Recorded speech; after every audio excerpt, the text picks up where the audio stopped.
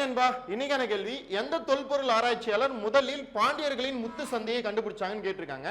Answer Caldwell. Caldwell தான் முதல்ல பாண்டியருடைய துறைமுகமான கொற்கையை அகலாய்வு பண்ணது. இதை ஒரு புத்தகமாவே அவங்க வெளியிட்டாங்க. அப்ப கொற்கை அகலாய்வு பண்ணவங்க அவங்க தான். ஆதிச்சநல்லூர்ல இரும்பாலான வளையத்தை கண்டுபிடிச்சதும் அவங்க தான் சொல்லிட்டு நம்ம ஸ்கூல் புக்ல இருக்கும். இது மாதிரி முதலில் அப்படின்ற ஒரு கான்செப்ட் நம்ம பார்த்துருவோமா? பாருங்க, முதலில் கொற்கை அகலாய்வு அவர் தான். சார்லஸ் மோசன் முதலில் அரப்பா இடிபாடுகளை கண்டறிந்தவர். முதலில் தட்சசீலத்தின் இடிபாடுகளை கண்டறிந்தவர் கன்னிங்காம். தமிழகத்தில் முதலில் காசாய்வு தொடங்கினவங்க சர் வால்டர் எலியட். முதல்ல அரப்பாவுக்கும் மொகஞ்சதாரோவுக்கான ஒற்றுமையை கண்டுபிடிச்சது ஜான் மார்ஷல்.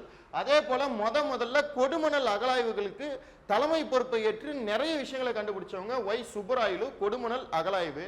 ஜேம்ஸ் பிரின்சப் முதல்ல இந்த அசோகன் பிராமின் சொல்லக்கூடிய விஷயங்களை படிச்சு காமிச்சவங்க. அசோகன் கல்வெட்டுக்களை படித்து காமிச்சது ஜேம்ஸ் பிரின்சப்.